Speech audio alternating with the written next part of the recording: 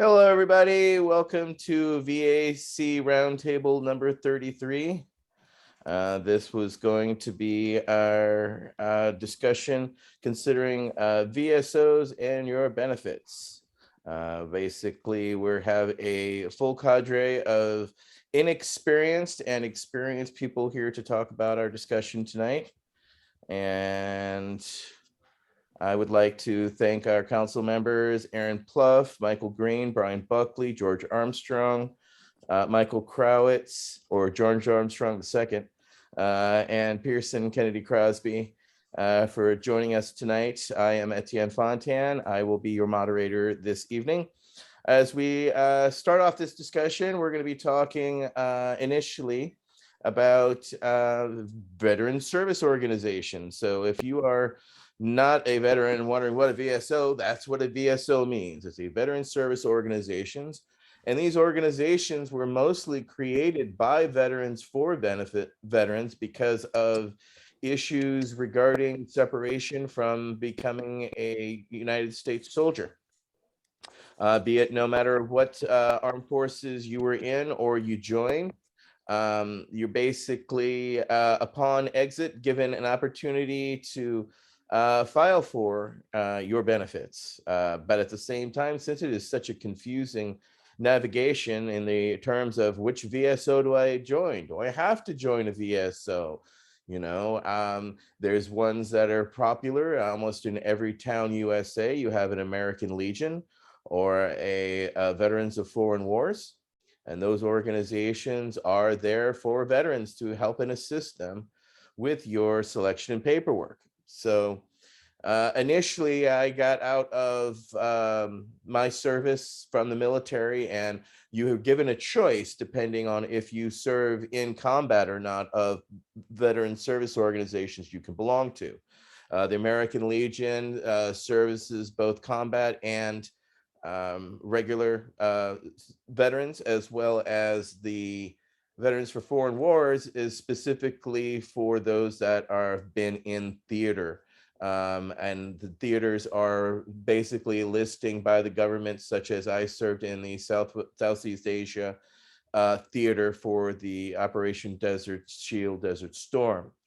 So they basically centrify it around a world region of from the Vietnam War all the way to our GWAT, the Great War on Terror, as that is known as, or the Greater War on Terror.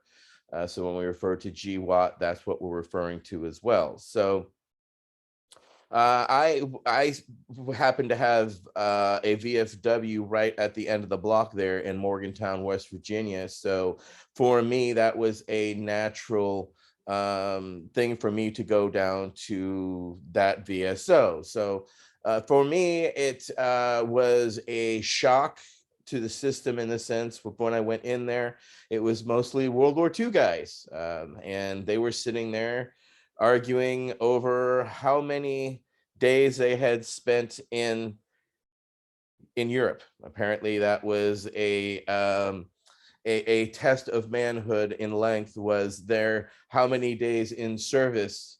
And so after watching these two guys argue over that, and also seeing that the bar was serving dollar shots and 75-cent drafts, I realized that I could sit and drink all day, but did I really want to do so with these two guys?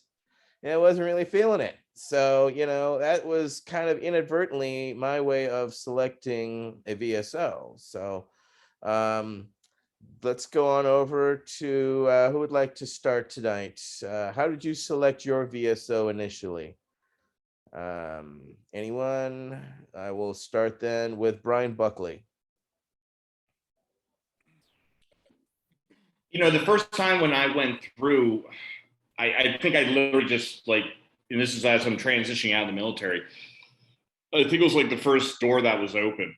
It wasn't like I sat there and did research on the difference between a VFW or American Legion or whoever.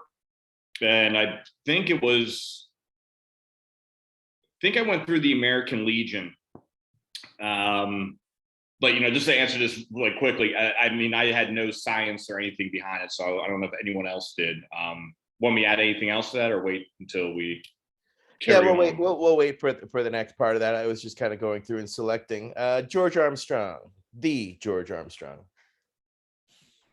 I did not. So I'm like you, Etienne. I am going to be listening a lot, but I never applied for any benefits upon exiting, and it's all foreign to me. All right, Delta Council Member Pluff.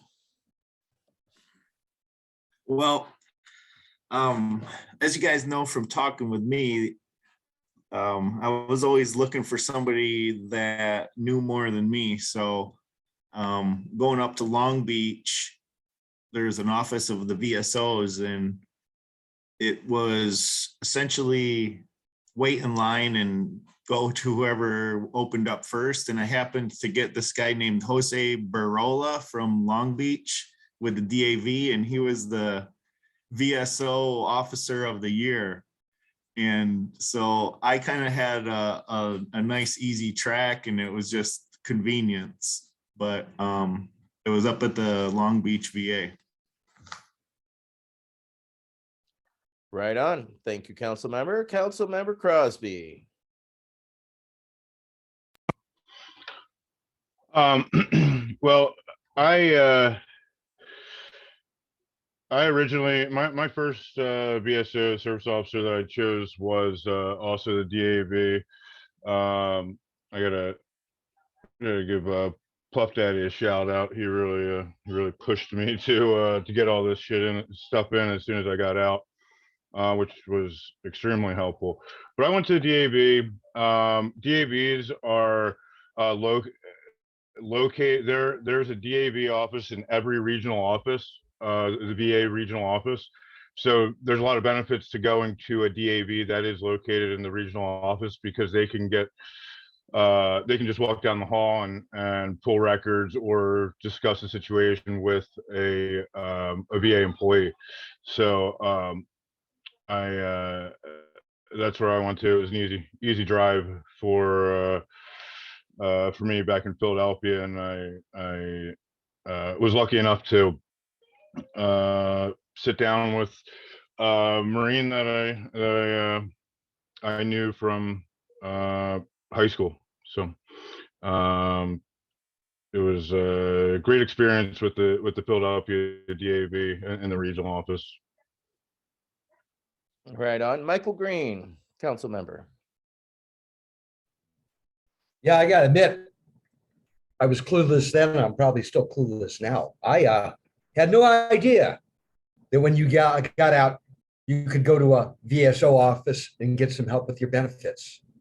All I want to do is gas up my car and get the hell off the base, buy a cheap pack of cigarettes on the route. I've never availed myself until very recently of what might be related to a VSO, and that's the Virginia Department of Veterans Affairs, which is a support organization. But I got into school, got my VA loans and those things on my own. And I guess a little bit later, we'll trip into what benefits I've taken advantage of medically. And, kind of self-seeking, if you will, or the result of a self-search. I had no idea that you should go someplace and get some assistance. No clue. God knows what I lost, right? Right. I know that's a frustration that I'm finding out as well. So it's definitely one of those situations where, yeah, we see what we can do. Council Member Crowitz, to you, sir. Thank you, Etienne. Yeah, I actually went to a state office when I got out of the military. It was the Virginia State Department of Veterans Affairs. And I didn't know it at the time, but it was the American Legion was staffing the office. So it was the American Legion, the VSO I was working with. But it was definitely the Virginia Department of Veterans Affairs. And each state has their own Department of Veterans Affairs that's within the state. That's not a federal entity. That's a state-run entity that's in the same office generally, I think always, as the governor. It's at the governor's level and in the governor's general executive branch, I guess, of the state. They actually helped me quite a bit. I wound up fighting for many years to get the benefits that I should, rightfully get. And in fact, in the end, it was such a crazy thing because I wound up just putting in a correction form in the end, and no appeal or anything, just the correction form. They had me down on 2 different codes that were applicable to my disability, and one would lead to one outcome and one would lead to another outcome. And all they did was just say, hey, why don't you look at the other outcome potentially as a correction form? And to my amazement, they accepted that. And a couple of days later, I had my rating fixed. So that it's been like that, like 10 years pounding on the wall and then just turn the key. Kind of weirdness. It is strange like that. I've heard success stories, but myself, I'm looking forward to being one into the future. Next would be Wade Laughter. Thank you for joining us, Wade. Oh, thank you, Etienne, for the invite, and really nice to see you guys again. Yeah, when I got out of the Navy in 1974, and for a variety of reasons, yeah, the VA veteran service organizations that I encountered in North Carolina, people who served during that time were losers. I heard conversation about how we lost Korea, that World War II was really the last time we won, and Vietnam was another black eye to the country. And as someone who served then, I didn't want to hear that. And yeah, no, I never much looked back on what VA or veteran service organizations might offer to me until I became more aware of the number of veterans who were killing themselves as a result of trauma of one sort or another that's happened in their service to this country. And I love this country, and I joined the military. I joined the Navy to stay out of the Army because I would have been drafted. I had a high draft number. I was part of the draft lottery generation. And anyway, yeah, I think that the potential for support to veterans that's available through veteran service organizations is why this topic is really important. So thanks for rolling it out today. And I'm looking forward to learning a lot because, like I said, I never really looked back on what was available as a veteran. It's only recently I've publicly identified myself as a veteran, actually. So on that note, I'll go down to listening, and thank you. Well, blessings and thank you for joining us. Needless to say, it's always an honor to share time with you.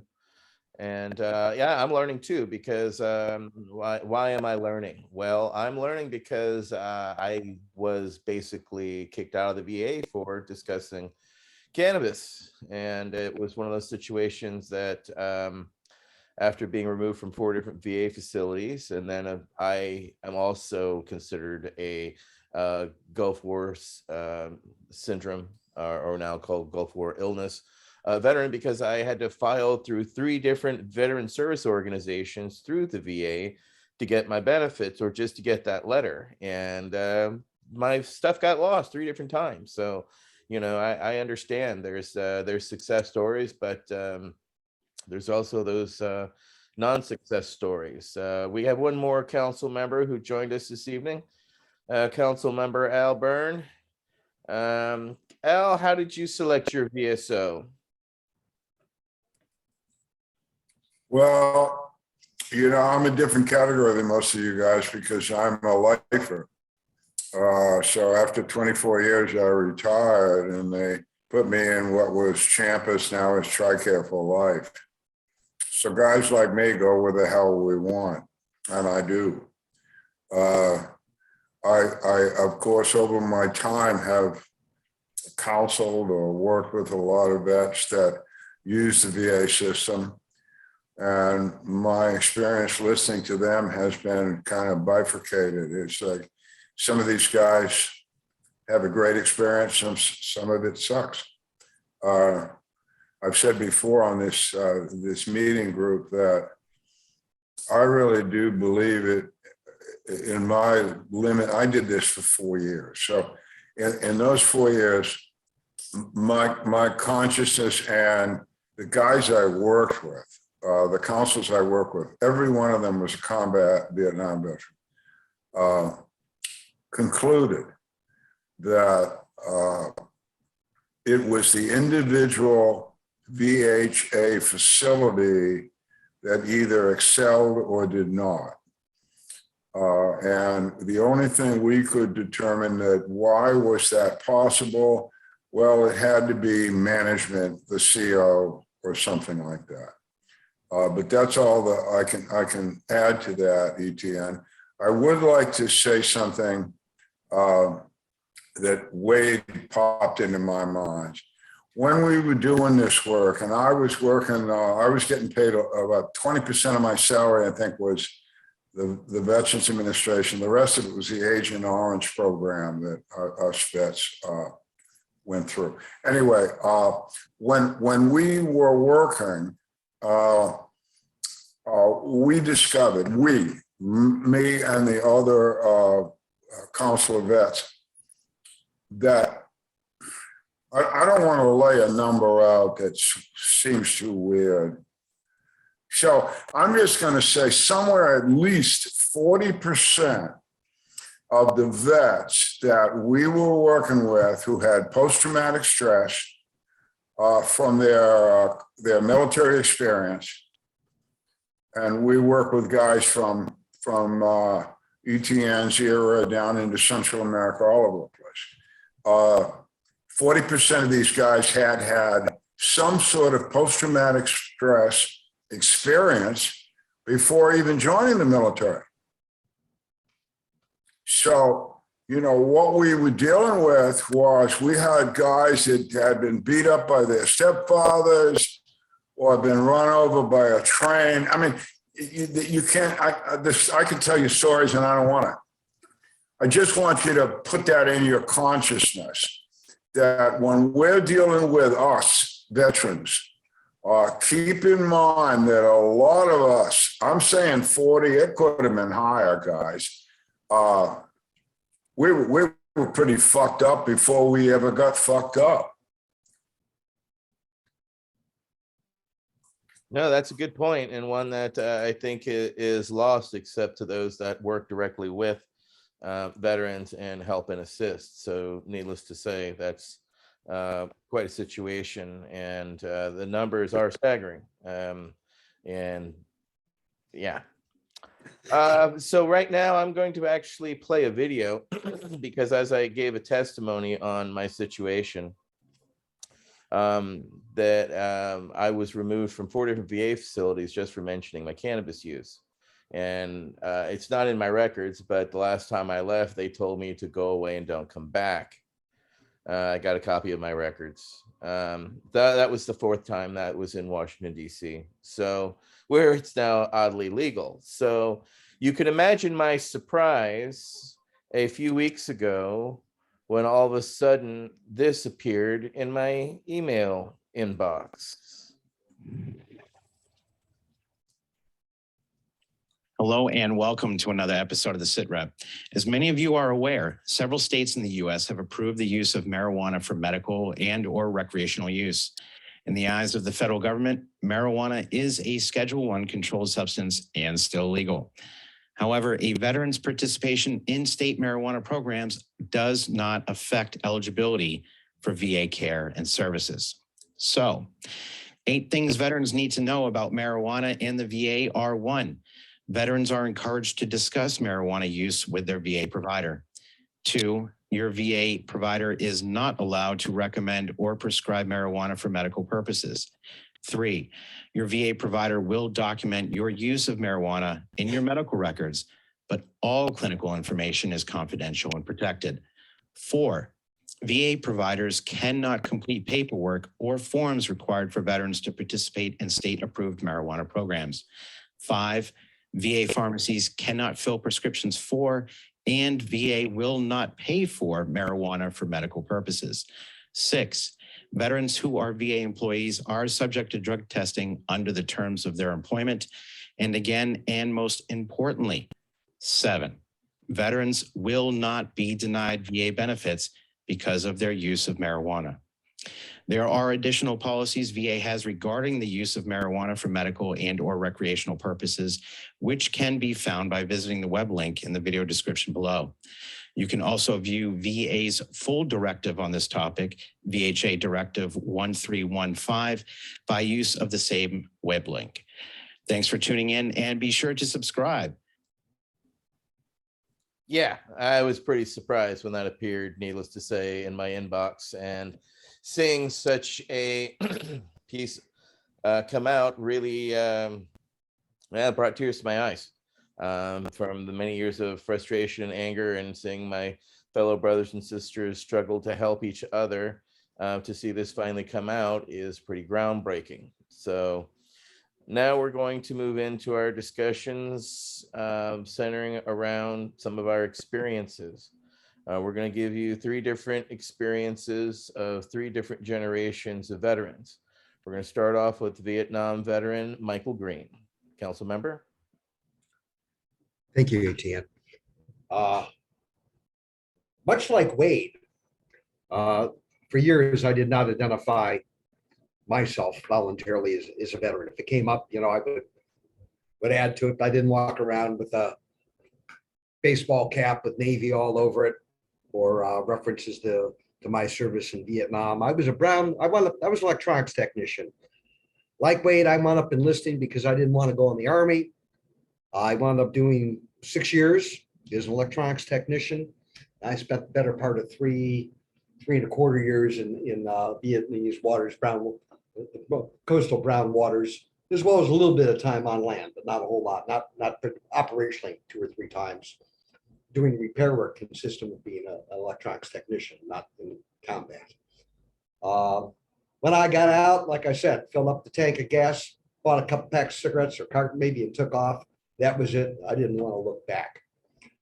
Some years later, while I was living in Tucson, Arizona, I used to go water rafting with a guy that was very heavily engaged in veteran services with the VA facility up there, which was reputed to be a pretty good facility. He kept encouraging me to reach out, contact the VA, get myself registered for future health care, maybe down the years. That was advice I didn't take. I was still kind of reluctant to get heavily involved in anything that was related to the service or veterans.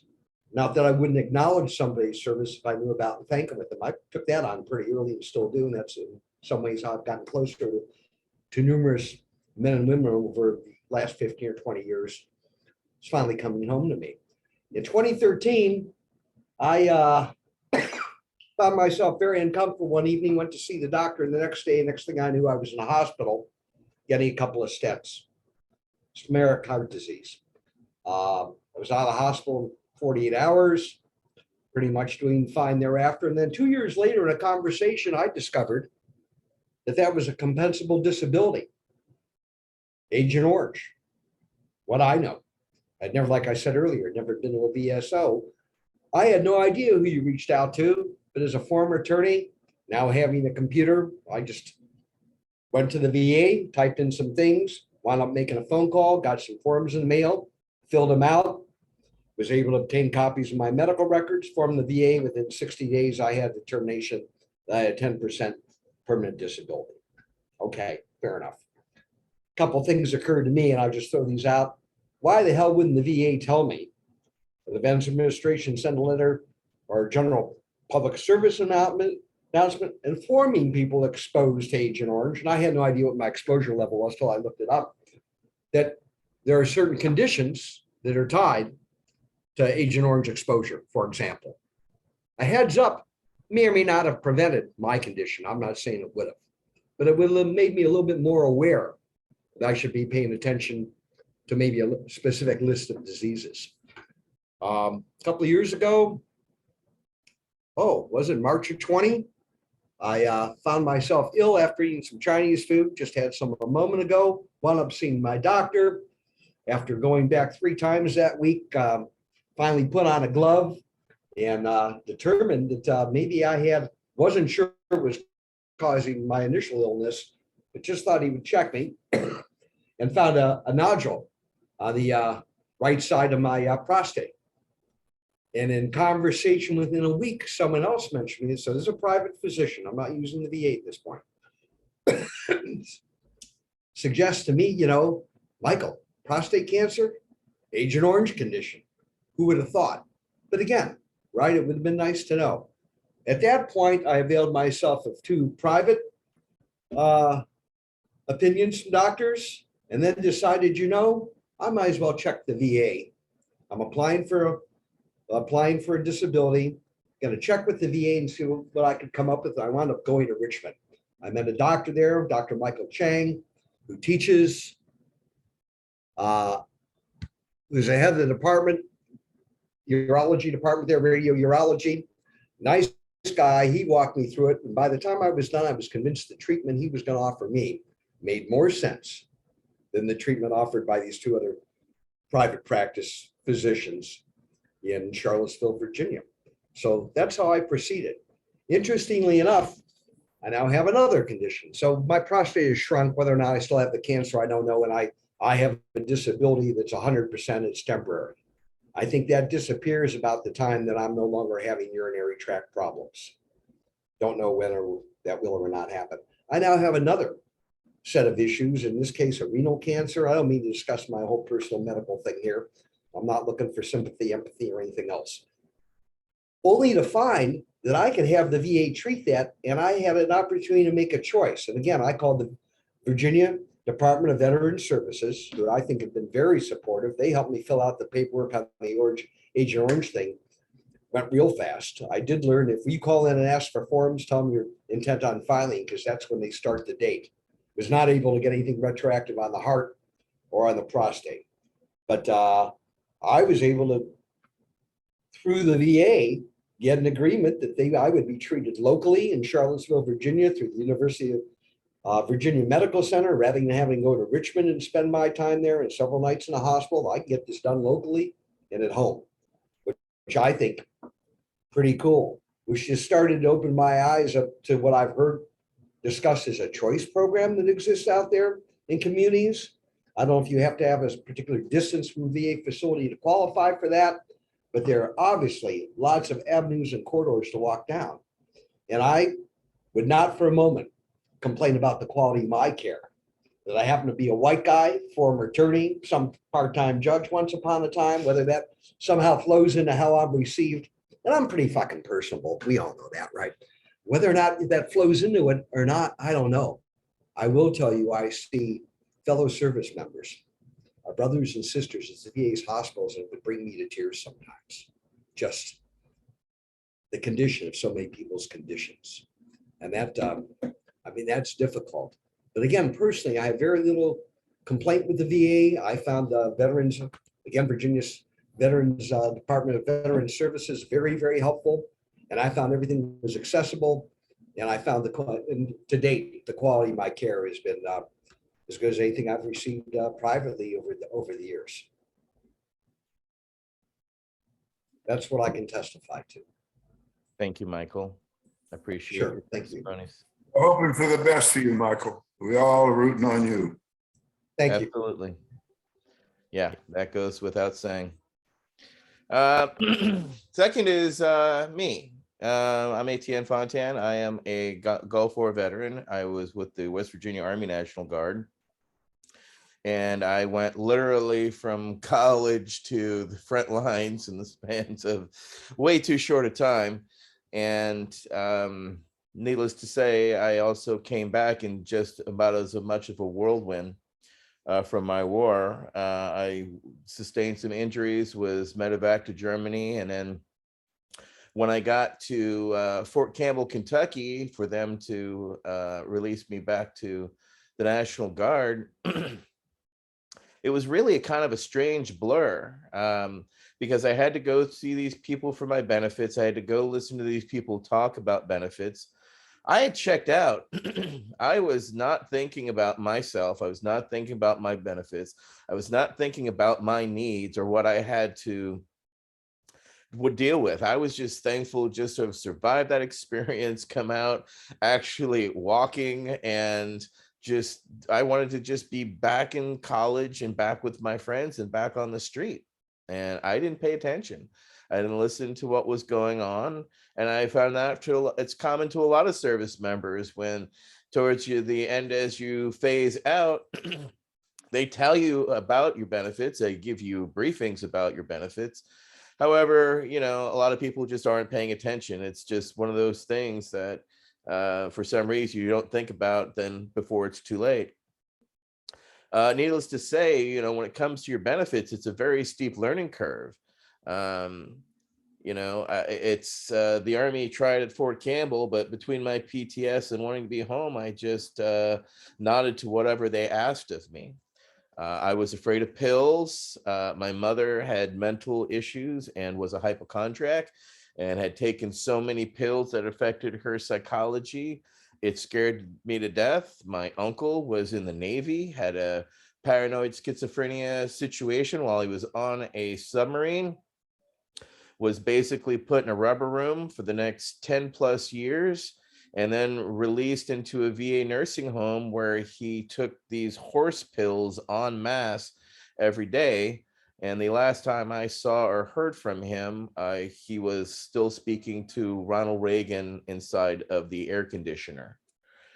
He walked away from his VA nursing home in November of 1981, never to be seen or heard from again. So my trust of the VA, needless to say, was skeptical at best. Two, I realized that I had been exposed to, between the nuclear, biological, and chemicals, we lived under these oil fires. I actually covered twice the size of Kuwait inside of Iraq. I went from literally the farthest point on the east with the French Foreign Legion got switched off to the another 24th Mechanized, and then set over by El Basra, pretty much the other side of the country. And across, as we went there, the oil fires were so thick. Outside of the oil fire, it was 110 to 20 degrees. Under the oil fires, it was 28 degrees. That's how thick the smoke from the oil fires were above us. You could see the sun as a small little orange speck in the sky during the day. And of course, you only knew it was night because it was black on the horizon. So I knew I had exposure. And when I came back, I started to have abdominal pains and a sudden weight loss that they could not explain. So I went to my doctor, and then I ended up being in the university hospital there at West Virginia University, of where they put me through a whole battery of tests and came back with, we don't know what's going on, which as a 21-year-old, needless to say, is not a very happy or fun sensation to be a part of. That's when you also come to realize it's called practicing medicine because they ain't mastered that shit. So by having to go through that system and finding out nothing was going for me, I started to go to the VA. And by that time, I had been out here in California, was an activist. And I started to go to the VA, and because I was with the Cannabis Action Network and as an activist, I was coached on, talk to the VA about your medical cannabis use, because I was using medical cannabis for my symptoms. And I did. And when I talked about it, it kind of almost felt like they were kids that put their hands over their heads and no. I was immediately declared what was then known as a known drug user, because I volunteered my information to the VA doctors and told them I was using cannabis for my conditions. And because that is not on the VA approved medical list, I was now considered as a non-drug user, a person who had to be highly watched, highly questioned, and I was now looked at out of a side eye for everything that I did. When I continued to talk about my cannabis use and that I want it documented, I was then physically removed. They basically called security because I would not stop talking or arguing with the doctor at the time. And to give you all kind of an instance, 80% of your doctors go through the VA system because the doctors can get immediate residency in the VA system, which is on average of a contract, I think currently around 3 years. So if you have a long-standing condition, you're going to go through a few doctors along the way. So along the way and going through various doctors, finally in about 94, I had a doctor who pulled me aside and said, hey, I want to apologize to you on behalf of my other VA physicians. And needless to say, that took me aback. And I was like, okay. And then he proceeded to tell me that the VA had instructed the doctors to lie to us Gulf War veterans about our chemical exposure. 3 years later, I would get a 7-page dossier listing every known chemical that I was exposed to inadvertently when I was over by or going through certain areas. We cleared bunkers that would be filled with Iraqi supplies from airplanes to bombs, etc. Once we cleared them out, as we're coming out, demolition was coming in and laying out explosives. And then as soon as we were clear, blew those bunkers up around us, and we got the fallout from all of that bomb that were there. It's very frustrating. It's very angering. And I have pictures of it. I had a 110 camera. I actually took pictures of what was going on around me. And yeah, so when I got back and having these various experiences, and my final experience was in Washington, D.C., where I was once again declared a known drug user and told not to come back. So I haven't. And shortly after, I got actually, after the 3 separate filings and losing, I finally got my letter from the VA acknowledging me as a combat veteran with Gulf War illness.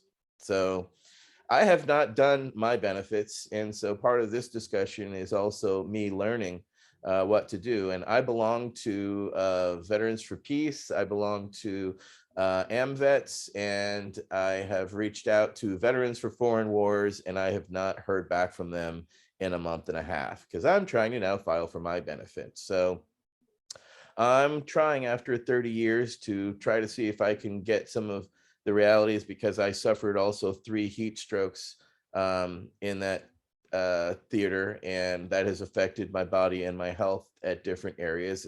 Now in my 50s, it has its effect. So I am now trying to seek what I can get. So now with the sit rep video that we just played, I feel that I will finally at least be heard past my cannabis now, since they can actually have it and document it, and I will see what I can do. So I'm sorry to be so long-winded, but my story has been a journey, and there's a lot to that journey that I want you all to understand. And I am still distrustful of the VA. They've given me right to between myself and my uncle, yet I have needs and benefits that I may potentially be without work, and I want to be able to have health benefits, and I get those via the VA because of my Gulf War situation. So next, we're going to talk to a GWAT veteran who is Council Member Brian Buckley, and he is going to give us an understanding of his experience. Thank you, good sir. So I served in the Marines, and majority of my spent in infantry reconnaissance, and then as a Marine Raider, which is part of Special Operations Command. So when I got out, I was a Purple Heart recipient, and I think I probably did what like 99% of every other veteran does. Just like, okay, I'm going to get my last physical. So went through that whole thing again. As I mentioned earlier, didn't really pay attention to what VSO I was going to work with or anything of that nature. And I remember I went in to go meet with my doctor, and he was kind of funny. He was just like, oh yeah, I've trained with recon Marines. Have you ever heard of them? I'm like, yeah, I've heard of them. And he's like, all right, cool. And then he like opens up my binder and he kind of looks for like 2 minutes. He goes, well, shit. He's like, why didn't you tell me what you used to do? And I'm like, I don't know. I know it's kind of awkward, but I'm just not going to sit here and give you like my rap sheet. He goes, all right, man, I'm going to make sure you're hooked up. And I'm like, all right. And, as we're going through, we're reviewing some things. And when I got shot in Afghanistan, it was by a grenade launcher. So shrapnel went through my body. I lost the left feeling in my left calf. So in this thing, they're saying like loss of feeling in left calf, received shrapnel in left calf. And sounds to me like very clear cut and dry, right? But this is where he's like, no, this is where words have meaning. They have to tie it to that. He's like, they totally would have ignored that. And so he's like, I'm going to put in there, has no feeling in left calf due to the shrapnel he received in combat operations. And I'm like, that's unbelievable. Kind of like, you just think it's that nitpicky. So go through all that, hang out, whatever. 90 days later, you get your notification. And I come out 80% disabled. Fine. See where I'm going to get paid. Great. And then I just kind of continue on with my life. And then I start seeing there's a lot of people who were at 100% disability, and I'm trying to figure out how they kind of got there. And I'm not saying anything about what people do. I mean, they were in administrative roles. They didn't really see combat action, but yet they're still walking out with 100%. And, I heard one person say, well, I heard about someone in a morgue and it really freaked me out. And I had post-traumatic stress over it, and they gave me 100% disability. And you're like, and I'm not debating them. Fine. That's their journey. But I was just kind of like, man, this is getting a little weird. So through kind of some weird way, I ended up hooking up with a former grunt captain who was in the Marines, and he was now working for the VA. And we had that conversation. He's like, wait a minute. He's like, you've been through all this. I kind of gave him my rap sheet. And he goes, and you're sitting at 80%. And I'm like, yeah. And he's like, you're getting screwed over. He's like, listen, he's like, you got to understand the way things happen here. He goes, one, he's like, you might have came up on a Friday at 4:30. And the people going through rating your stuff are like, hey, we got them up to 80%. Let's go get a beer. Like, I mean, they're just kind of done. They're gone. He's like, you guys get the short end of the stick, meaning Marine Raiders. He's like, because if a Navy SEAL is being briefed and Army Special Forces is being briefed, when they come in, they make it very clear that this is a Navy SEAL, this was a Army Green Beret. And he's like, naturally, people kind of start thinking, okay, they probably saw some intense stuff. He's like, when they brief Marines, they just go, this is a Marine, and that's it. So no one really knows what's going on or any background to you. And he's like, and honestly, he's like, an old joke about how like the Marine Corps, if you would lose, the gear would go missing at the Mississippi River, like that was coming from the East Coast. He's like, it's kind of the same deal with the medical, like kind of treatment you guys get out there in California. He's like, you guys get a short end of the stick. He's like, the two best VAs that we have in the country are the VA in Boston and the VA up in Palo Alto. And he's like, the only reason why the Palo Alto one does so well, because the Stanford doctors walk across the street and they volunteer time at the VA. So he's like, let me do this. He's like, how fast can you get out here to Boston to get reevaluated? And I'm like, well, like what's the earliest you can get me an appointment? He goes, I can get you an appointment on Friday and another one on Saturday. I'm like, I'll fly out Thursday. And he's like, perfect. So I go out there and went in for my psych eval first. And it was kind of funny. Like the original one I did, the guys asked me questions like, have you seen dead people? Have you killed people? And I'm like, yep. And he's like, how are you about that? I'm like, with the enemy, I'm fine. I sleep fine at night about that stuff. And they're like, okay, all well and good.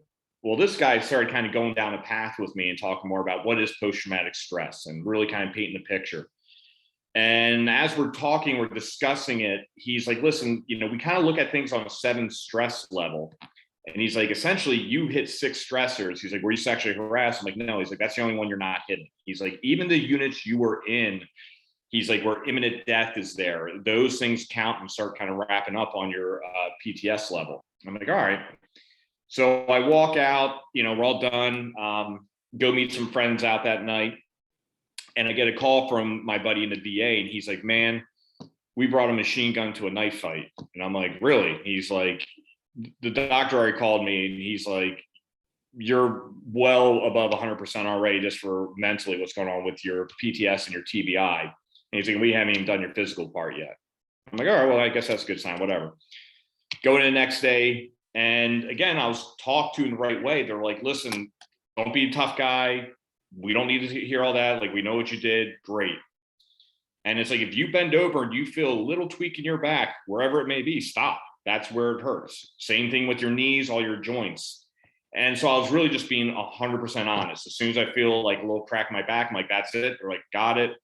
Measuring out, they're going through, looking at my knees, all that. I was just very candid as soon as I felt any sort of pain.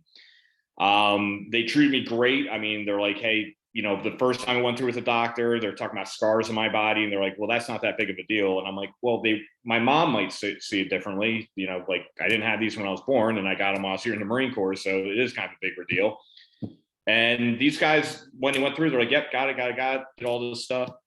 By the time I was done, I got my evaluation. I went from 80%, and if you totaled up my score, it would have been 360% disabled.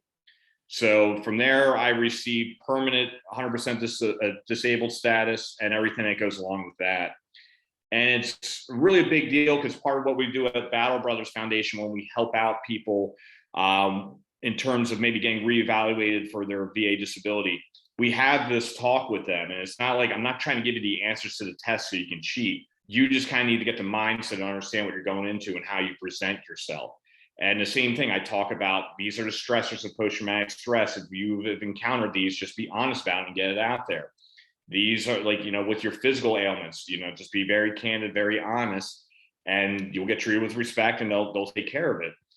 And it's a big deal. And, you know, one of the nice things we've done at Battle Brothers Foundation is I helped out a lot of my friends, in particular guys who were at 1st Raider Battalion, because for whatever reason, all these guys are Purple Hearts, but everyone's ended up at 80% disability rating. And you're like, this is just not right. So we would go and get them really evaluated. Next thing you know, they all were coming back 100%. And it's a huge game changer for you and your family. One of my buddies, he lives out in Texas. I mean, they don't have to pay property taxes. And that's kind of how that's like a big deal in Texas, because that's kind of how they get, there's no state tax. They kind of get you on your property tax. His wife was on the phone crying with me. You fall under Chapter 35 status. So don't worry about the GI bills or anything of that nature. I mean, you get to, I can go back and get another degree right now. My wife can do it and my kids are taken care of already. So there are so many big things there with that. So that's why I always just stress to people, you know, reach out and talk to people before you go get your disability claim. Understand how the system works and how you need to present it. Understand what you need to look for. Like, I never would have thought about my left calf hurts and there's shrapnel in there. So of course they're going to naturally know what happened. That's not the case. And really sit down and talk with people in terms of what are your actual benefits. Because I mean, I'm well taken care of now from the government. My family's well taken care of under their insurance. And it's really been a really great thing.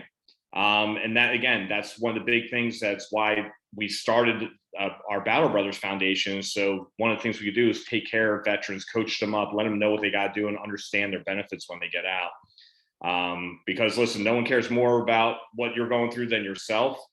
And you're going to be your own biggest advocate, and you need to understand what you have and what your rights are. And it's going to make a big deal. You know, kind of on that too is like right now, Battle Brothers Foundation, just so people know, if you go the VA, I don't think they accept any more of these like lawyers or for-profit companies that take money from the veteran in order to enhance their disability rating. The Inspector General is not really happy about that. I know there's investigations going on. So what we started to do is we used to pay the money to these firms so we can get the veteran their correct disability rating. We are now in the process of making Battle Brothers into its own VSO, so I can start grabbing people as they're making a transition out of military. We can be there and take care of it.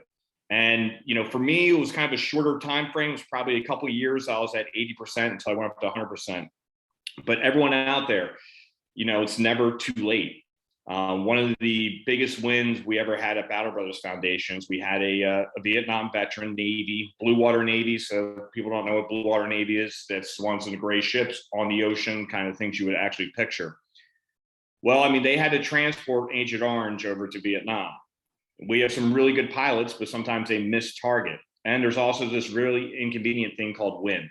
So sometimes the Agent Orange would just kind of float around the area and probably hit places that the powers that be didn't deem they were exposed to Agent Orange.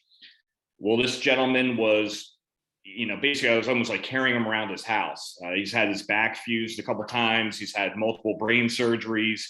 He's in a bad shape. He can barely walk on his own, all that stuff. And we sat down and started working with him. And, Agent Orange wasn't going to be recognized until the following year. And we're like, we're not going to sit around and let this guy wait for another year. So we got in there, and 100% is 100%. And, we got him up to 100% disability through his post-traumatic stress. And as soon as that happened, like, boom, 30-something thousand hit his bank account. They came in the VA like gangbusters, started refurbishing his house, got him the appropriate wheelchairs and everything he needed, and changed his life. And I could never make another cent in my life ever again. That would probably be one of the greatest feelings I ever had in a professional status of helping someone else out, because the guy was just in tears and he's like, you guys changed my life and you saved my life. And that's what it's all about. So if you ever have veterans out there and they're like, hey, I never went through it, or I don't know, hey, get them going. And I'm telling you, once we get Battle Brothers up to a VSO status, probably take another year or so. I mean, that's going to be one of our big tenets, and really start taking care of each other, because, these men and women went out, raised their right hand, and signed a blank check payable with their lives. And, not all wounds are visible. So they need to get everything that the country owes them. Not that they went in there to go get VA benefits. Christ, I'd rather be 0% disabled, because all the ailments and pains and things I got to deal with. But we really need to take care of those men and women who did that stuff. So that is my VA tale. Quite a tale indeed. Thank you very much, council member. We're going to start off with Pearson. Council member, hi, I'm a veteran, and where would I start to investigate starting to do my benefits? Where do I start? All right. So upon getting out of the military, you're going to have to go through steps and taps, which is separation and transition. And that doesn't apply to a lot of you guys right now, or all of you, but they should sign you up for VA benefits, at least for an initial screening. But if they don't, what you're going to want to do is, I think the best place to start is the va.gov. I put that in the Facebook comments. va.gov is a portal that you can sign up for. I'll bring it up right now. It has, once you're signed into it, it'll have all types of information: healthcare, disability, education, records. Here you can get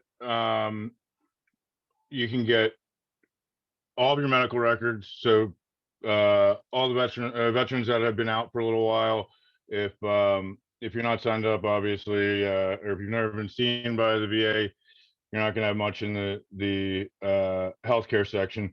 But the important thing about this portal is the disability section.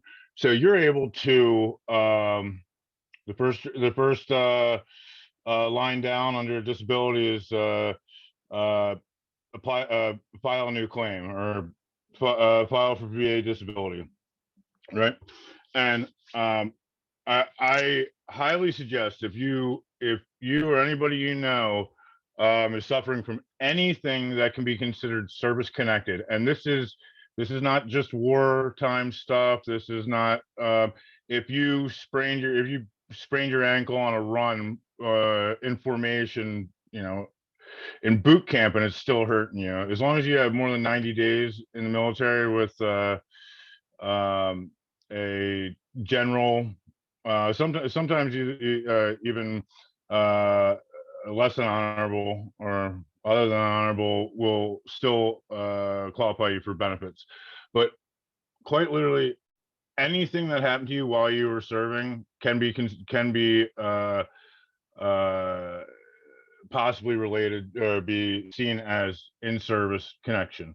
In-service connection just means that you got hurt while you're in service. It doesn't have to be, you don't have to be doing something heroic while it happens. But because you joined the military and you got hurt while serving in the military, you should qualify for benefits for that disability. Now, with this portal, when filing for a claim for compensation, you're able to go in there and just, let's for example say I want to, my back hurts from forced marches or ruck marches or carrying too much gear. I fell off a 7-ton or something and tweaked my back. You can go in and under the file for claim for compensation, you can put in a intent to file. Now you put in this intent to file form. It's very quick. I think it's the form's like under 2 or 3 minutes to fill out, and it's very basic. And all you're putting in is, I intend to file a compensation claim for my back. Right there, as soon as you submit that day is saved. That date is saved. So you have 1 year to either collect information, get a VSO or a service officer, and whatever they determine, whether or not you get, it takes 5 years for them to come up with the disability rating. That date that you filed that intent to file will be reserved, and you'll get compensation back to that date. So that's really important. It's really simple. You can go on Google and just type in intent to file and fax it or mail it in if you choose to. If you choose not to go through the VA.gov portal, I highly encourage that. That is something very simple. Get your significant other to do it if you can't do it yourself. And all it really takes is just basic information that you should know or can be found on your DD-214. Along with that, you can get your DD-214. You can request military records on VA.gov. You can get benefits letters. It will show you. You can print out your eligibility for your home loan. It'll show you your education benefits that you're qualified for. And there's just so many things that are easily accessible in VA.gov. I can't stress it. I can't stress it how important it is to get it onto this. If you're not on VA.gov, you're not helping yourself. Another thing is you can call 1-800-827-1000, which is the hotline, which is the benefits hotline that I also put down in the comments, and that will direct you to an operator with the VA.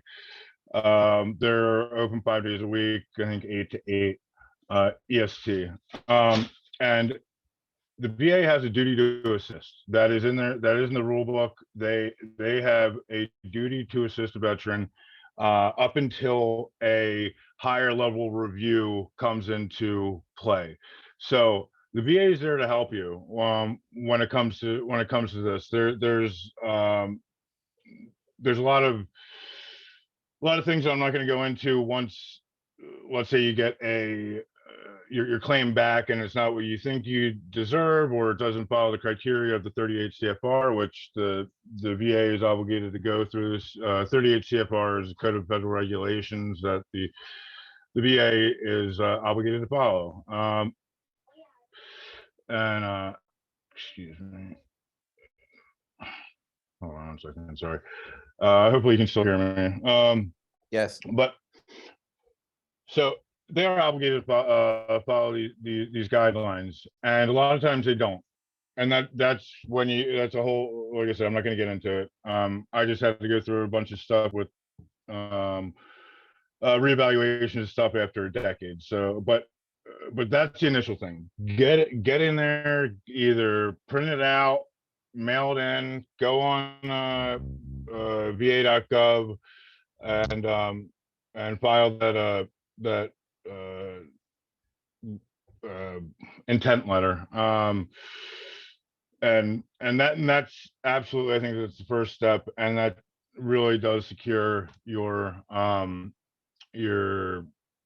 date of your start date of your compensation. So if you fill it out today and you don't get a compensation determination back until for 12 months, and let's say it comes back at 60%, you're looking at $1,215 a month for the past 12 months, and you'll get that back pay before most of the time before you even get the letter of that states that you got the benefits awarded to you, which is really crazy.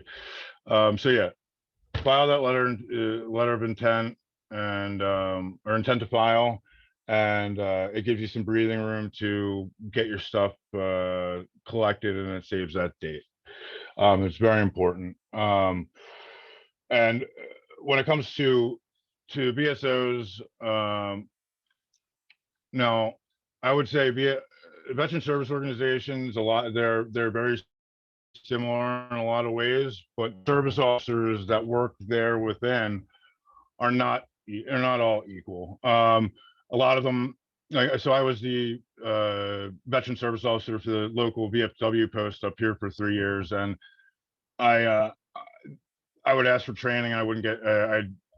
There was none available to me, which I found really odd. I mean, my job as a post level veteran service officer was to just fill out forms that I really wasn't, on that level qualified to do for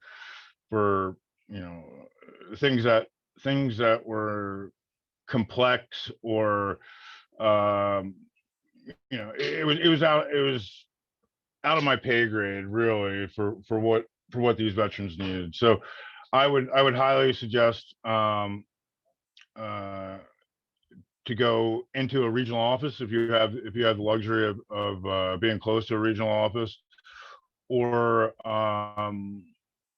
ask around, ask your fellow veterans what service officers that they know have a good track record, or well educated on the ins and outs of VA, and someone that you can relate to, someone that I mean, this is the least important, but it does help with you being able to be willing to share what's going on with your life, because a lot of ways, and a lot of times, we're veterans, we're tough. We like Brian said, you need to show them, you need to explain to them everything that you came out of the service with, and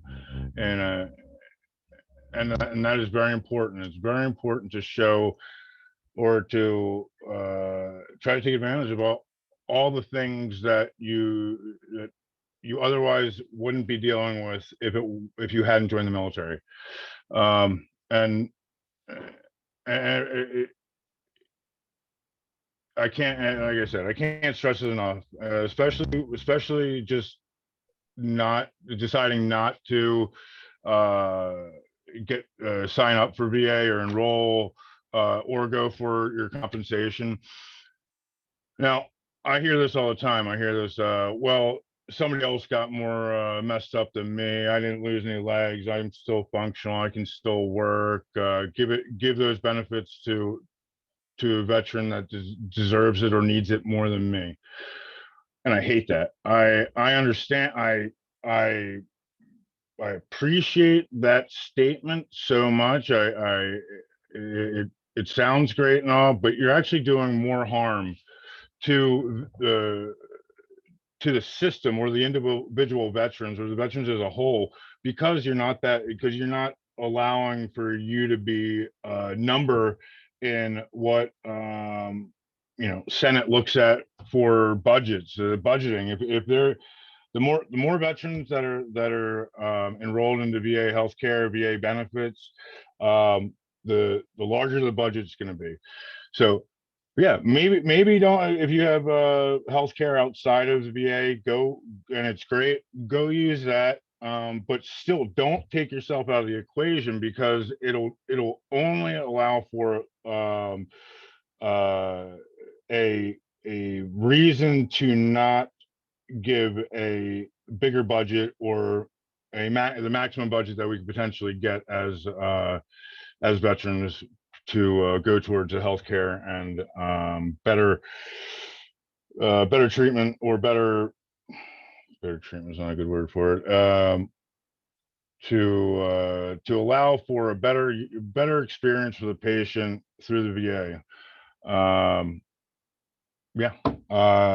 I hope that answers the question, Etienne. Thank you very much. Yes, it very much did, and was able to give us all an aspect and idea.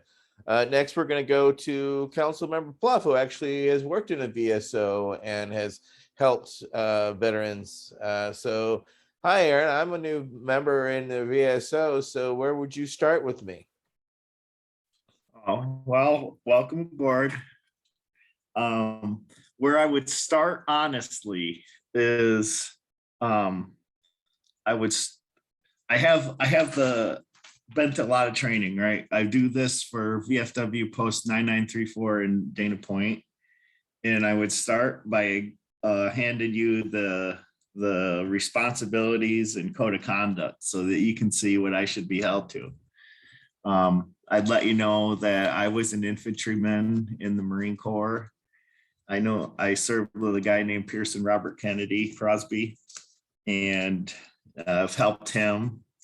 But, there's a bunch of things that I need to talk with you about, because I can help you a lot, but I can't do this for you. So, there's very clear guidance, because in my role, I'm a post-service officer, and that's literally the only reason I joined the VFW, is so that I could do this. So it's different than an employee who gets paid to do this. Like in Orange County, California, I can go to the veterans office and talk to a guy who gets paid to do this. But, they're hard to get time with. And, your likelihood of finding that might vary depending on your jurisdiction. But, out here in Southern California, there's lots of help. So, we talk about what to expect and find out where you're at in the process, what you've done. And we kind of triage from there based on what your needs are. But, we talk about where the nearest offices are to get services and things like that. We'll go over the guide for medical claims and see what other things you need to get a claim for. Talk about VA forms, and then we'll talk about how to remit, because much like you guys have touched on, especially Brian, maybe it's just a Marine thing, maybe comment, but words mean things, and you find that out. So it's very interesting how you arrange the words. I think Michael Crowitz could probably attest to how the words are arranged is a big issue. But we could talk about all, we'd list out all the things that you're kind of going through. And, I might even tell you some of the things that I've been through first. I might tell you that I have a torn labrum. I went through the whole Marine Corps with a torn labrum. Nobody identified it. And then, PTSD, I've got herniated discs. I'm chasing some bad guy who didn't want to get caught. And, there's degenerative arthritis and traumatic brain injury from when Heafy got his Purple Heart. And, I've had the rocks hit me from mortars and things like that. And then we could trade stories. and, kind of figure out what you're looking for. Identify, what things. You got a medical claim. Okay, what kind of issues, which various medical issues, PTSD would go over that. Some of you guys might be trying to get unemployability, depending on if you're housebound or can't work. And, there's some other more complex things like dependency and indemnity claims. But, if you got TBI or something like that, we can kind of cover that. But, once we kind of set it out, we'd go through the documents. DD 214, do you have any claims previously? We'd literally make a list of the symptoms, just like in boot camp where they teach you, you can either start at your cover or you can start at your socks, and we'll work our way up or we'll work our way down. That's about the extent of the choice you get some days. But, probably easier to start at the feet with combat veterans or someone that's really old. Then we ask about, what things are you getting treated for now? I've been hiding from the VA my whole life, and I've got all kinds of records, but none of them in the VA, or somebody that's brand new. And, if you have no experience with the VA at all, recommend that you go see. Literally you're going to have to make a breach, and you're going to have to fight your way through the tanglefoot and the obstacles and the barricades that they put up. So at that point, if you see in your own doctor, you're going to say, okay, Dr. Feelgood, I need a letter that says it's more likely than not that these ailments come from my service, directly attributed to my service. So kind of like what Brian said, like lo and behold, Aaron blacked out when he crashed his bicycle at 12 years old, but he also was in IED activity and was like 5 feet away. So, I did have trauma before, but when IEDs blow up next to you, doesn't help either. So we can get the letters from the doctor, the progress notes. The doctors are going to side with you most of the time, especially if they're civilian, because, it's pretty substantial evidence if you've been in combat, things like that, that you're going to have substantial injuries. You want to assemble all your medical records, all the military records. Another thing is buddy letters, and you can actually write your own statement in support of claims. You can have your spouse write a statement in support of claims. You can have your family write a statement in support of claims. I had Lance Corporal Joseph Heafy write a statement in support of my claim, and I wrote a statement in support of his claim, and he was a Purple Heart recipient. So it's asked, some of you older guys might find it therapeutic if you could touch base with some of those guys. And you can input studies, things change. You might send some stuff into the VA that's new, and it stimulates a different kind of mindset or things like that. If you're applying for PTSD, you're going to have to talk about how it affects your quality of life. How the wife or the kids. But let me just say a quick statement on how to write your narrative. It's essentially, you have to articulate the issues, how it's impacted your quality of life. So, every day I wake up with pain, think of the top to bottom. So from the wake up to go to sleep, and does it wake you up at night? So in the morning, I deal with pain as soon as I wake up. I have to take painkillers to do this. And then as it makes me feel ill, so I can't eat properly. So you get discouraged, and you have to put those things in. But your statement, it's just the incident occurred on October 29th, 2004 at about 1 a.m. Our platoon got hit and the ID went off, and that's when I sustained the injury. Before service, my life was like this. After discharge, my life is like this. A, B, and C happens. Some examples of my PTSD or how I interact with my family, A, and at work, B, and at my group, C. You can talk about drug usage if you want. I wouldn't recommend it, but some people do. And then you talk about what your treatment is, how it's impacted you, and then you do a closing statement. And the similar thing for your spouse. And my spouse letter was particularly good because I knew my spouse before combat and after combat, and her letter carried a lot of weight.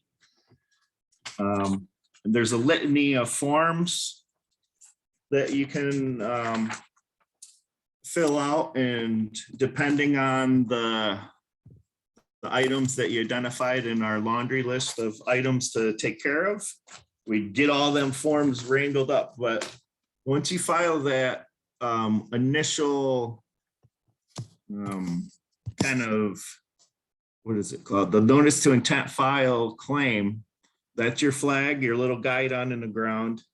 And then essentially it opens this window in the VA where there's about a year. It might be 6 months, 8 months, 9 months, something like that, about a year, where the ball's in your court to go to the appointments, gather the information, do more research, send in more things. And then about 9 months, they're going to say, hey, we sent you a letter saying that we're going to close this out soon. So whatever you got, it's like the last call, and send it. So it takes a long time. Everyone's different. Your experience may vary, but my VFW doesn't have a bar, doesn't have a canteen, social club. We only do helping the community, and they have helped over 6,000 veterans get their claims. And so I'm learning from these guys, and there's no alcohol involved. It's just about helping people. So these guys are in it for the right reason, and kind of bringing it out to close it out here. Try to direct you to the right resources. The VA has gotten better. There's good people to follow on LinkedIn, but we just have to make a list, and I might tell you to think about it for a week and come visit me in a week or two, because we might add something on or not really be able to articulate something, or you think that it really isn't there, and we can just kind of get what you think you need, where you want to go, and then we help you get there. But the only thing I can't do is do all the stuff for you, and no one should ever be doing it for you. It's it is going to come out of that. But that's all I got.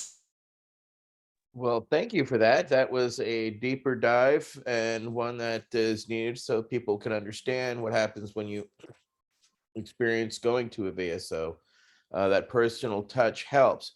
However, in the end, it's still reliant on you to follow through, so that they can make sure that somebody isn't ripping off the government because they realize that people are assisting you with the situation as opposed to doing it for you. So it's still heavily reliant upon you. I'm going to go to Pearson real quick, and then we'll move on to Michael Crowitz. You had a response? Yeah. I just wanted to touch one thing that I don't think was brought up yet was getting service connection was something that could be deemed a zero. So 0% service connection can be used. Is very useful in a lot of ways. So let's say like you did get hurt in the military. It healed, but it has a potential of flaring up in the future, right? So I have several 0% service connections from things that happened to me, like my left shoulder. I screwed it up a little bit, but it's 0%. So that allows me to ask for a increase or reevaluation if my shoulder ever starts getting worse, and I then don't have to prove service connection at that point. So that's something, even though it doesn't hurt you right now, but you can show that you got injured in the military. You can make that nexus or that link that I sprained my ankle, I sprained my shoulder. Here's the medical documentation. It doesn't bother me right now, but that could qualify you to it could document that you did get injured. It's not something that is bothering you right now, but it is a recognized injury in service that the VA will put down in your disability benefit sheet. Thank you for that clarification, council member. This time we're going to go over to council member Michael Crowitz. Councilmember Crowitz is a peacetime veteran who has the benefits and has gone through the VA system as well. So he can speak to that. And needless to say, he has a lot of knowledge on this. Council member. Yeah, man, thanks. So I was trying to think kind of of all the different kind of paths that I could take in my mind. What would be the thing that I could say that would be something that you're likely not to hear from somebody else? And be something that you could actually use, might be interesting information. And two things jump to mind. One is that when I started working as an activist, as an activist working on medical cannabis access in the veteran stakeholder group, there was no veteran stakeholder group. And I think it's important to note that the military veterans in the United States have not only been there throughout the entire cannabis movement, but have been strategic and critical leaders of the cannabis movement throughout its entire lifetime. And you're talking about some of the most notable activists that without of which we wouldn't have, hemp movement, wouldn't have a cannabis movement, wouldn't have medical marijuana, et cetera. Going back to Louis Armstrong and Tim Leary, Jack Herer, Dennis Perone. There's such a great cadre of military vets that many of you don't even know as military vets. They just know them as sort of heroes and icons of our past. But we're in great company. And basically what happened was, as a military veteran, you experienced what ATN talked about. You talk to anybody in the government, you talk to anybody at the VA about cannabis, and they start literally doing the thing in the ears and saying, it's illegal under federal law, I can't even talk about it. And it wasn't until we got the VA policy back in 2010 that we were able to really create and what we now see as the veteran stakeholder group emerge with 35 different veteran service organizations working on various aspects of cannabis and psilocybin and psychedelics and treatment and work, jobs and security. And oh man, it's just an amazing field of veteran involvement as a stakeholder group. But when I first spoke at the New York at the UN in 1998, I was just speaking as a military veteran of my experience. And that was kind of the beginning of it. And the other thing I would say is rather interesting. I told a buddy of mine about government in general, that the government will always give you two choices. They'll give you the choice that benefits them only, and then they'll give you the choice that benefits you and them. They will never give you the third choice, which is benefits you and not them. Right? So, and there are things that you can do, sort of voting with your feet, that aren't written down in any books. And my experience, I think, really captures one of them. So this is what happened. I was out in Omaha, Nebraska. I needed a hip. My hip was bad. It was bad enough, the secondary to getting broken in that accident I had in the Air Force. It was just deteriorated, needed to be replaced. And I was trying to think of the right question to ask my doctor. And to this day, I give myself credit for asking a really great question. I asked the doctor, if your mom needed this artificial hip, because I knew a lot of moms, elderly people were doing these hips, not so many young people. I was like 20 something, right? But I asked him, if your mom needed this hip and you had unlimited budget to do it, where would you send your mom? And he thought about it for a minute and he said, well, I would send her to the New York Hospital for Special Surgery. They're world renowned on this. So I literally packed up and went to New York, showed up at the New York regional office of VA and asked, I want to be seen at the Hospital for Special Surgery in the Bronx, in New York. And they said, no, you have to go to the VA facilities first. And they sent me to Brooklyn, they sent me to New Jersey, and they finally sent me to the Bronx VA. And in the Bronx VA, the orthopedics doctor had a Hospital for Special Surgery, Cornell Hospital for Special Surgery patch on his arm. And he was a professor of orthopedics teaching, and that's a teaching facility there. I didn't know that. And I found where I wanted to be. And I got my hip put in. And then when I had it updated, the ball had moved. And I found that the world's renowned, most leading experts at that time, when I needed to have it fixed and updated, was down in North Carolina, Duke Research Triangle, Duke University. And I actually had my hip done by a Duke University professor right across the bridge there at the VA in Durham, North Carolina. So this is something that nobody will probably ever tell you that you can do, but if you have the ability to do it and sort of get yourself where the expertise is, there's fantastic expertise in the VA system. Yes, I've heard good stories. One, for example, my stepfather, who was World War II with the 317th, 101st Airborne, he was actually told that his records had burned up in, apparently there was a great fire in St. Louis at the records holders in the 50s. And he was told that his records were lost. It turned out upon investigation, they were able to find them. And he was treated like a king, needless to say, with great reverence, amazing respect. Once he finally did get into the VA system in his 80s. But at the same time, it just shows that even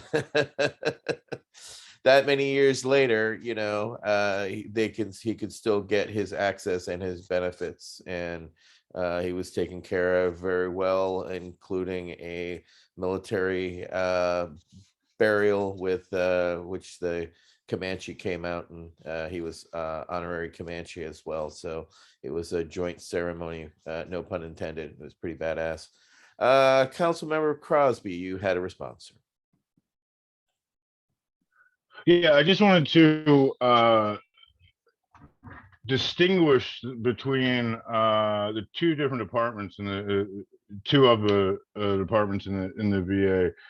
You have the Veterans Benefits Administration, and you have the Veterans Healthcare Administration, and the gatekeepers are the benefits the benefits side.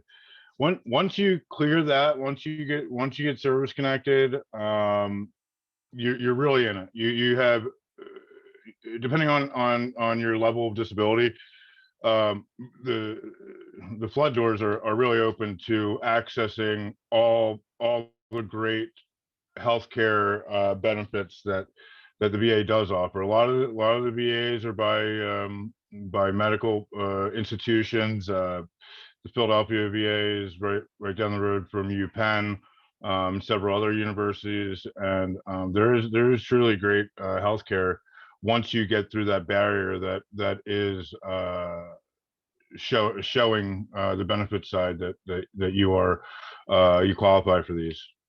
Thank you. Right on. Councilmember Crowitz, you wanted to respond. Well, I just wanted to counter that with a little bit of harsh reality. when I went to the Brooklyn VA and I visited their clinics and went behind the scenes in the orthopedic department and stuff, I actually felt a bit like I was walking in some sort of set for a movie from like 1950s, from coming back from Korea or something like that. And the facilities there in the Bronx weren't a hell of a lot better. We had a brownout in the city, and it was like 100 and something degrees in the room during the day, and then drop down when the AC would come on at night down into the 50s or something like that at night, because it was overcompensating, and it was pretty crazy. The experience, and it, just to not leave out Durham, the facility there was in dire need of repairs and updates. And I remember the toilet in the open bathroom there off the hall right down from my ward, when I went to sit on it, was moving on the floor. And it's really not a good thing to have toilets that are not fixed to the hardware. Right on. Well, this has been a journey of Michael, Go ahead, Pearson. I'm just curious what year that was. So Was that recent? Oh yeah, so it's not recent, but these are things that I would imagine exist throughout the system in a random fashion. So this was in the 1980s for the brownouts and the New York City experience, and then in the 90s, early 90s, mid 90s, I guess it was 97 for Durham. I've had my current revision of my hip since 90, I guess it was 97. Quite a while. Yeah, that is quite a while. Council Member Byrne, then Council Member Pluff. Thanks, Etienne. I just want to go back in time again and just mention to who's ever watching this on public, broadcast. Back in the day, when we were doing counseling, as we're talking about here with the VA, et cetera, we found that 1 out of 5 people that walked in the door and said they were a Vietnam vet were not. They were what we came to call wannabes. And when we, again, as counselors started to investigate, what are these guys doing? What the hell's going on? Is it stolen honor? A little bit, maybe here and there. But mostly they wanted the benefits. So what I'm just here to tell the audience is the gentlemen that are talking to you tonight get these benefits because they truly are veterans. And we know that. Because in the military, there's this form called a DD-214. And if you don't have a DD-214, don't show up. But if you have a DD-214, you're a whole different category. Please show up. These kind of guys, Pearson, they'll help you. And there's some good stuff there. So don't be reluctant. Thank you. Councilmember Pluff. Oh, thanks. Appreciate the support, Al. It means a lot coming from you. Last thing I'll say is I've probably worked with veterans from every war in work doing this VSO stuff, but my favorite one is the Korean War veteran who is a Marine Corps infantryman. And he told me that after the armistice was signed, they were still hooking and jabbing up in the mountains for a few months after still in combat, after everyone in the world thought that combat was over. And that's why Bill Clinton gives all those veterans a special thing when they die. But when he got out of the military, he swore that place off. I think kind of like Michael Green said, he just wanted to get the hell out of there. But his paperwork had the wrong name, and it had the wrong numbers, and it had the wrong person. And this guy was 91 years old, literally twice as old as me. He came in and he was asking for help to get his paperwork changed. And he was about ready to give up. And you know, like grunt to grunt, I couldn't convince him. And then this other guy there, that was Marty, he convinced him because he's like, what about when you pass away, your wife is going to have to unscrew all this. And the guy sat down and he tried to work on all his paperwork, but he was getting frustrated. So the one thing I could pass to anyone listening is sign up, and you don't ever have to talk to them again once you get the stuff in the books. You can just leave it, but you have to get on record. Otherwise, you know, there's going to be things, just think it like Agent Orange or, you know, toxic exposure or something. There's going to be stuff that comes later, and you got to get it taken care of. And every single person I help wishes they did it 40, 30, 20, 10 years ago. So do it now.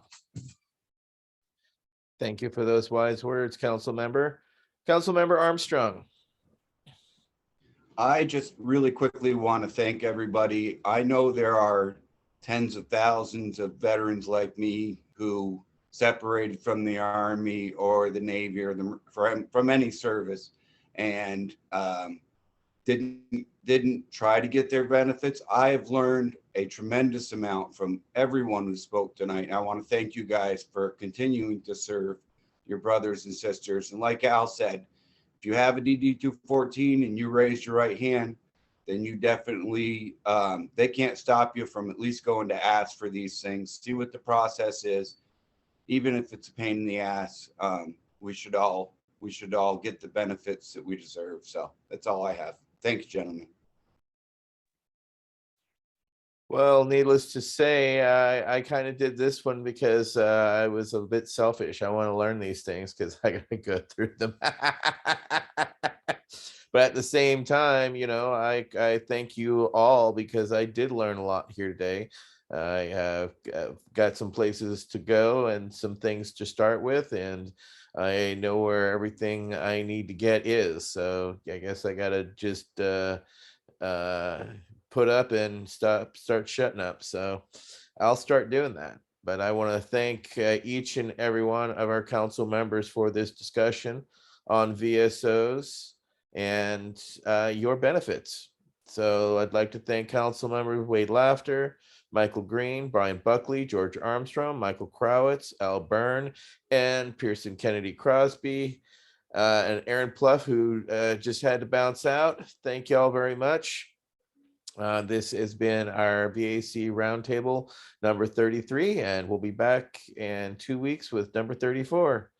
Again, thank you all very much. Just to leave you all again, that website is the www.va.gov, and to call for your benefits, again, it's 1-800-827-1000. That's 800-827-1000. So thank you all again once for your time and your consideration, and thank you, fellow veterans, for your work we do for that you do to help our fellow brothers and sisters to make their lives a little brighter. Y'all have a great rest of your weekend. We'll see you in 2 weeks.